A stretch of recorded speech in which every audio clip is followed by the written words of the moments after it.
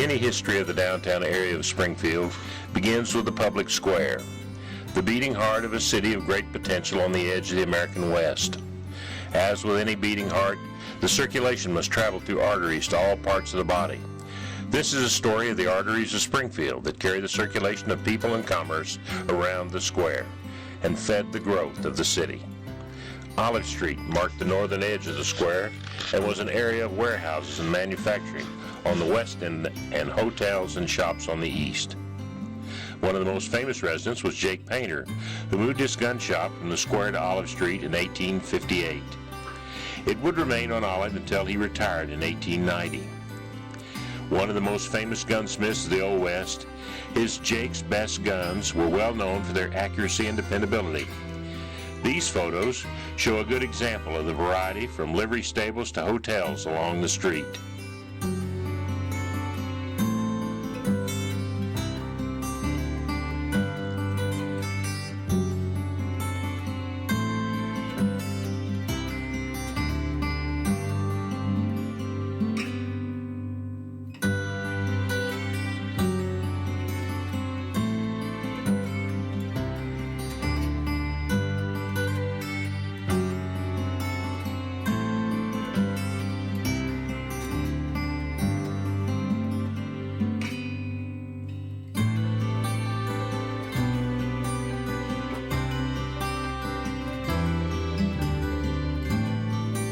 Boonville Avenue was named because of its importance as the road to our closest trading center to the north, Boonville, Missouri.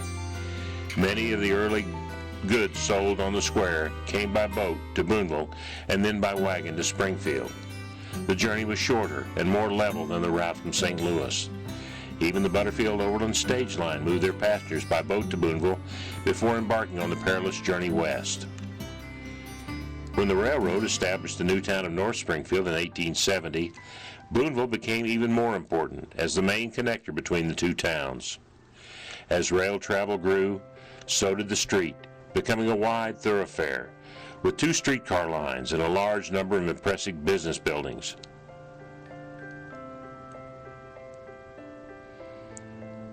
Large businesses like Gottfried Furniture and Herman the Tailor would be part of the street for many years.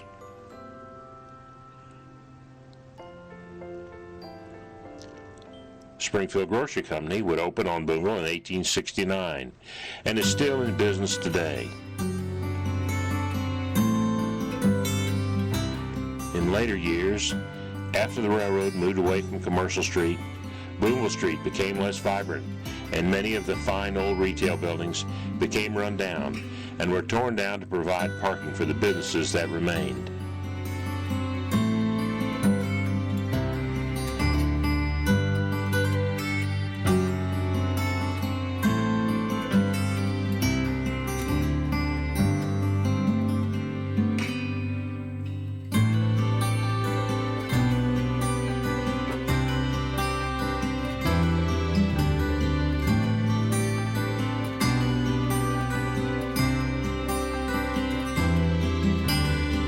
South Avenue was the only street in the downtown area to be named because of its direction from the square. In the early years, this street provided a wide variety of entertainment, from the opera house to gambling establishments. Wild Bill Hickok lost his pocket watch in a card room on South Avenue. In later years, South was full of businesses like hardware stores, beauty shops, and jewelry stores. Springfield's first candy store, Bork & Oak Candy Company, was on South Street in the first block south of the square.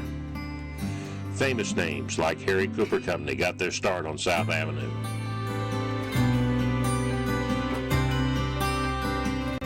Waples Millinery was one of the early Springfield's premier women's hat makers. Many of the pictures in this section are of the remodel of the Denton's drugstore on the corner of South and McDaniel in 1923.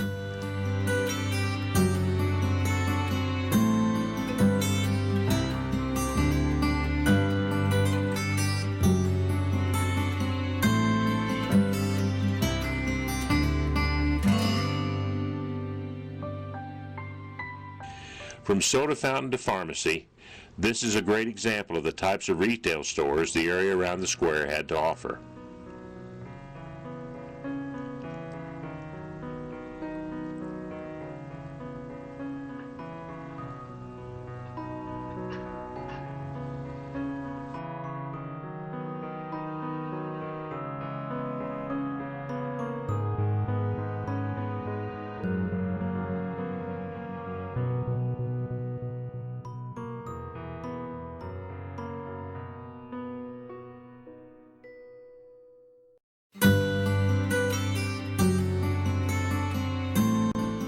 From Christmas parades to beautiful old hardware store buildings, South Street saw it all.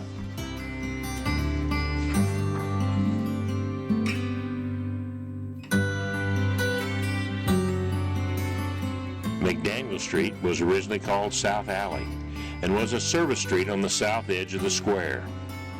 As more businesses grew up around the square, it became a center of smaller enterprises and service businesses like grocers on the east end of the street and warehouses and the city jail on the west end near Campbell Avenue.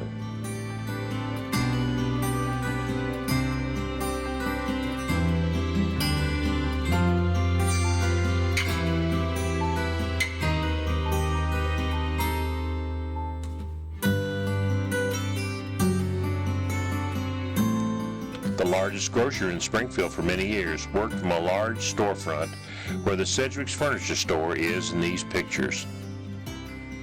Owned by two African-American brothers, Hardrick Brothers Grocery delivered groceries to all parts of the city with 14 delivery vehicles until the late teens.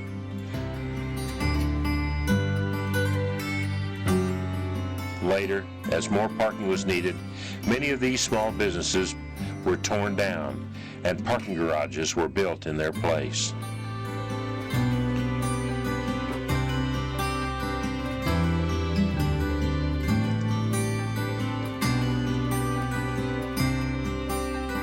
Walnut Street was one of the most popular residential streets in the city.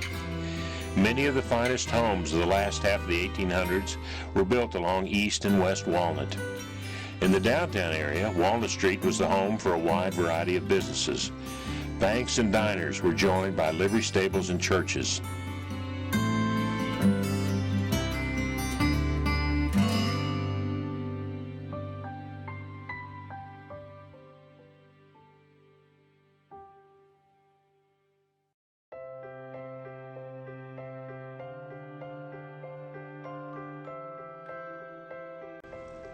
Later, druggists, a trade school, and a large seed company drew customers to the west end of the street.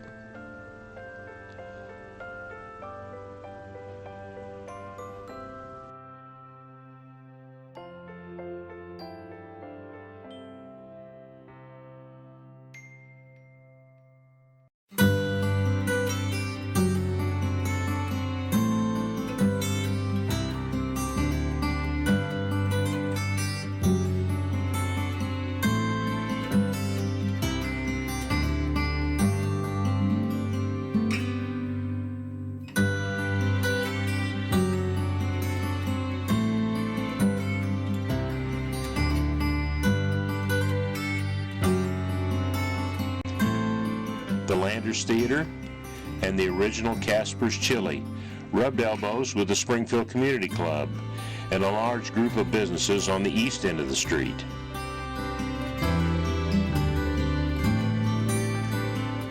The Community Club was the forerunner of the Chamber of Commerce and had offices in a stately home on the corner of Walnut and Jefferson. In later years, the house would be the studios of one of the first radio stations in the city, and also the first television station, KTTS-TV. In later years, a bank building was built in the front yard of the home and remains today as the only reminder of this piece of early Springfield history.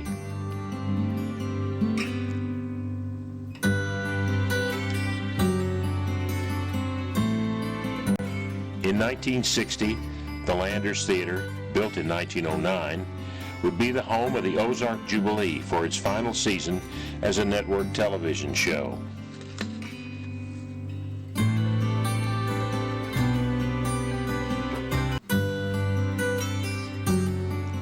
College Street was named because of a school located near Main and College in the years right after the forming of Springfield in the 1830s.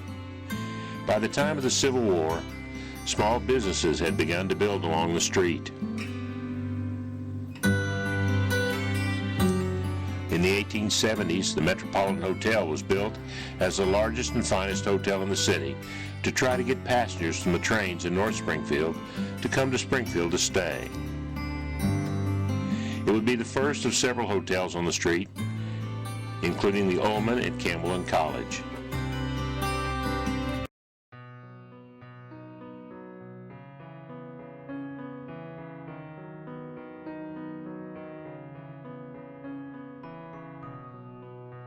Other businesses began to build along the street.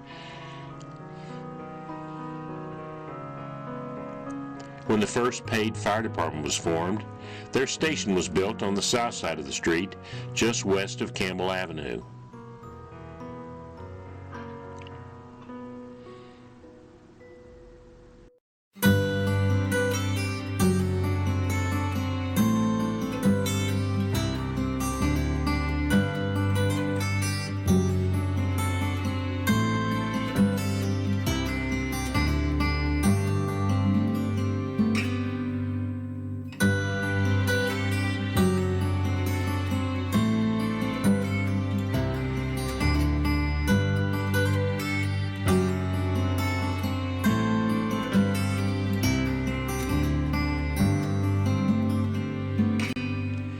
Many other well-known businesses would occupy the buildings along College Street through the years, including Busy Bee, Rubenstein's, Plimmer's, and Harbell Sporting Goods.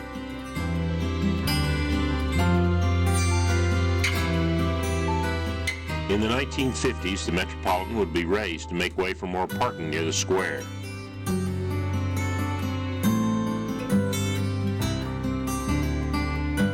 In a few years, other buildings would suffer the same fate so that a new city bus station could be constructed.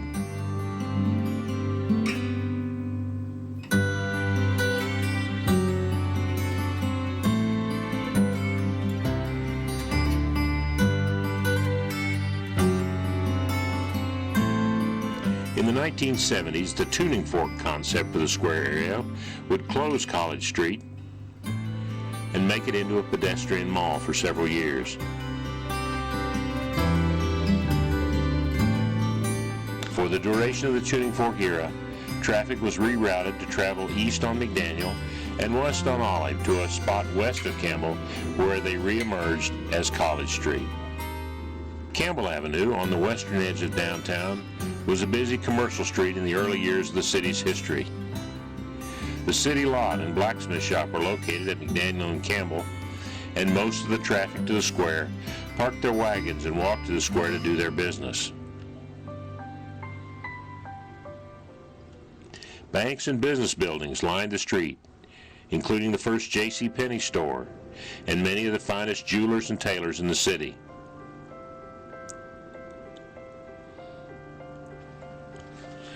Springfield's largest livestock sale barn for mules and other draft animals was located on the northeast corner of Olive and Campbell. The foundation for the barn can be seen in this photo. By the 1980s, most of the businesses had moved away from the street, and many of the buildings would be torn down to make way for more parking, or repurposed for bars and restaurants. In the new traffic scheme developed in conjunction with the tuning fork diversion around the square in the 1970s, Campbell Avenue was made a one-way northbound street from Grand to Commercial.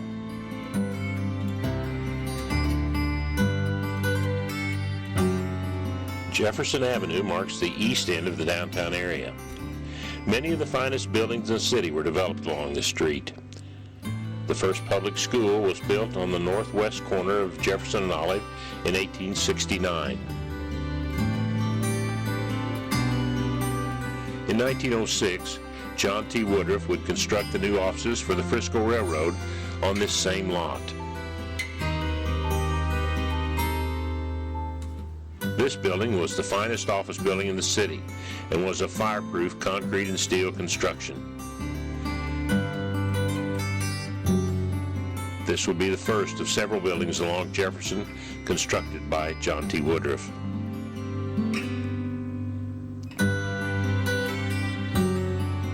First Presbyterian Church was across the street to the south of the Frisco building. When it was built, it was on the fringes of the downtown area. By the time it was torn down, it was completely dwarfed by the other buildings surrounding it.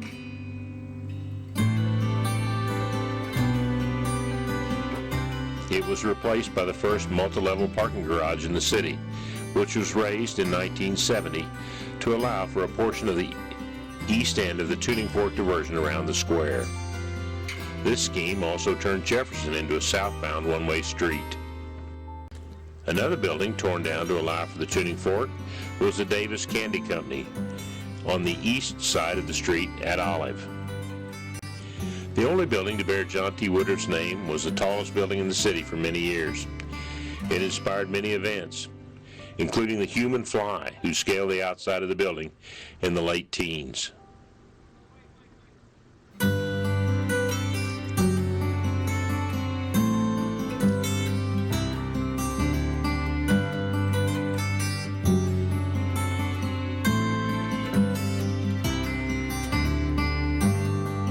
Across the street in the Woodruff building was the Herman and Sanford Saddlery Company, which burned in 1914. It was rebuilt as a two-story building in 1921 and would be the Crown Drug Store for many years. It was the Oklahoma Tire and Supply when it was torn down to construct the park inside the Tuning Fork at St. Louis and Jefferson.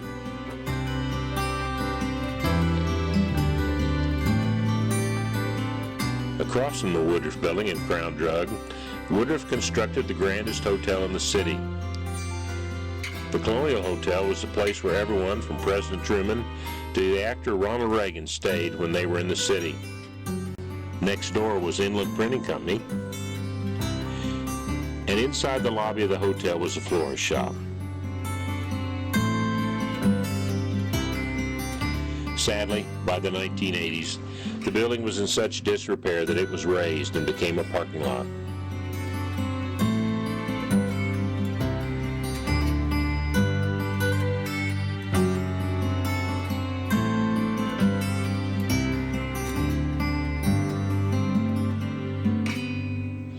On the southeast corner of the same intersection was the first YMCA in Springfield.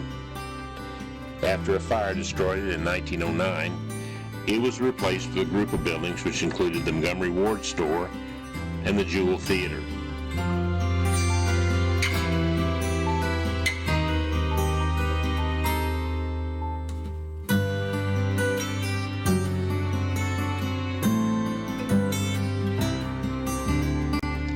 The Jewel was the home of the Ozark Jubilee, the only network television show not broadcast from New York or Los Angeles. From 1955 until 1960, the Jewel was the center of country music for the country.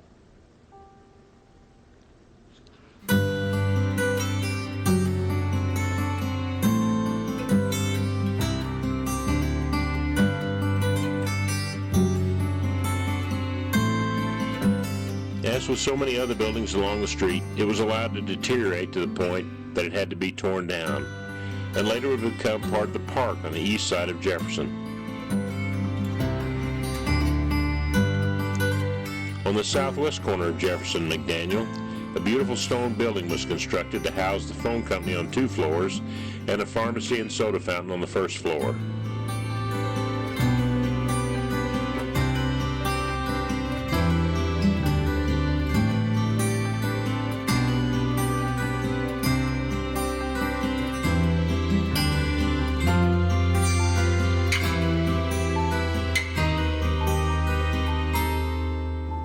In 1948, 2 more floors would be added to accommodate all of the new equipment needed for the growing city.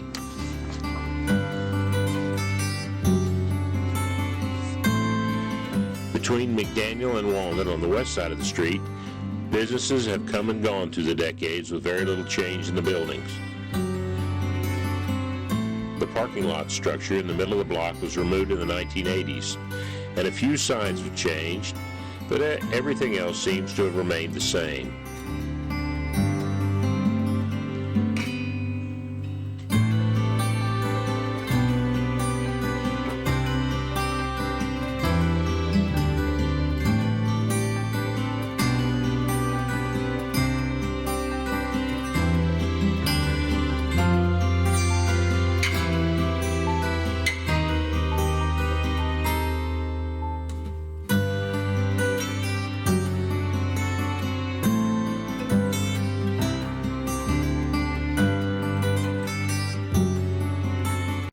Things were much different on the east side of the street. All of the buildings, including Domino Danzero's bakery, have been torn down to make way for the construction of a bank building, which is now the MSU Alumni Center.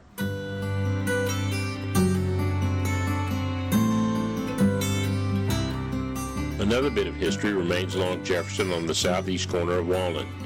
Constructed as a business college and later a hotel, this group of lofts still gives a hint of what the street looked like years ago. St. Louis Street was the main street into the city from the east and was the premier business and residential street for many years. Route 66 entered the downtown area on St. Louis Street. Because it was the gateway to downtown, business building owners were always interested in modernizing the look of the street. After the Baldwin Theater burned in 1909,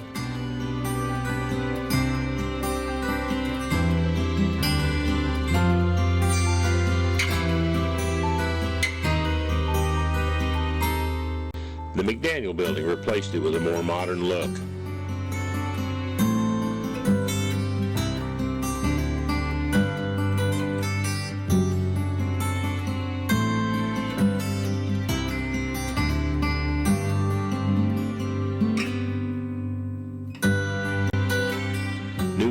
Like the Holland Building, constructed in 1914 after the disastrous fire of 1913, were made with all fireproof construction.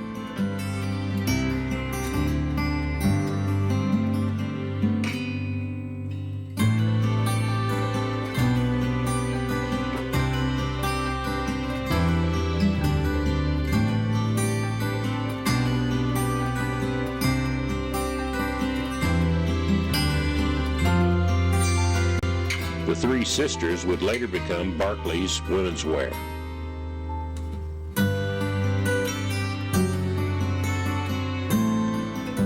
And Marks and Netters would be icons on the street for many years.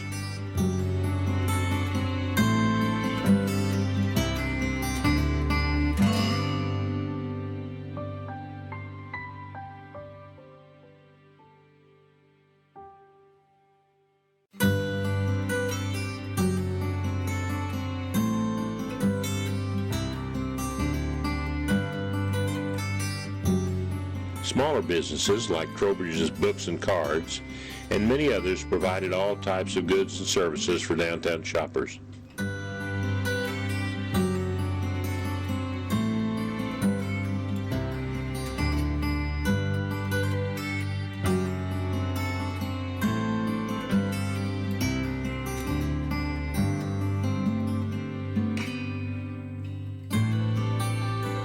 John T. Woodruff built other hotels like the Sansone, which catered to entertainers and traveling salesmen.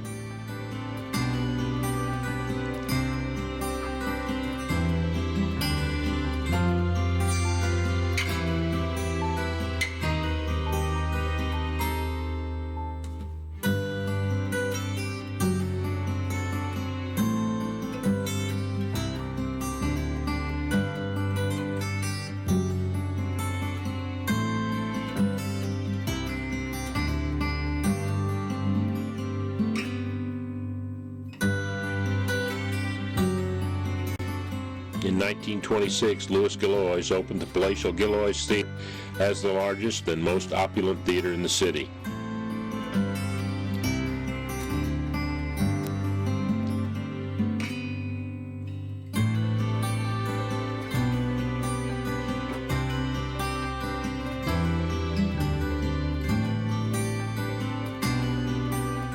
Even the space between buildings became important. The New York Hatters and Cleaners thrived for many years under a roof built between the Colonial Hotel and the McDaniel Building.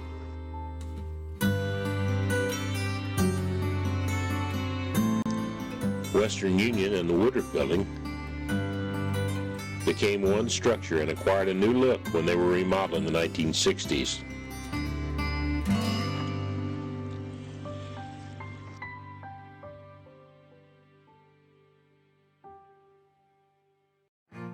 When fire destroyed Herman Sanford's saddlery in the Delmar Gardens in 1914, it took 7 years for the area to be rebuilt.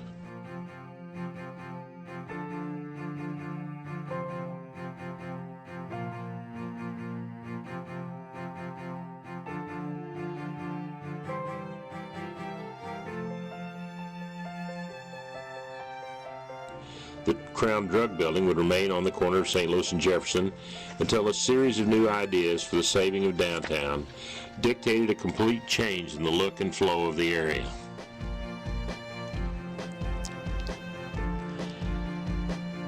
With the completion of the redesign of the square, traffic continued to flow into and around the square until the idea of making an entire square area into a pedestrian mall took hold. Within a few months, St. Louis Street from the square to Jefferson was torn up, and gazebos and seating were stationed around walkways to guide shoppers on foot to the businesses. Business buildings and hotels were raised to make way for parks with trails and reflecting pools.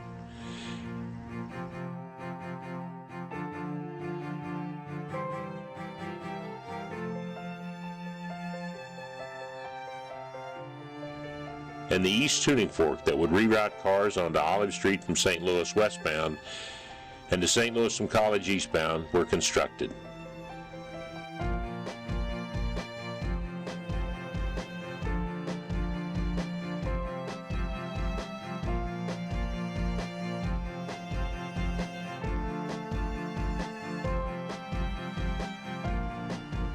For the next few years, these awnings would mark the end of traffic into the square.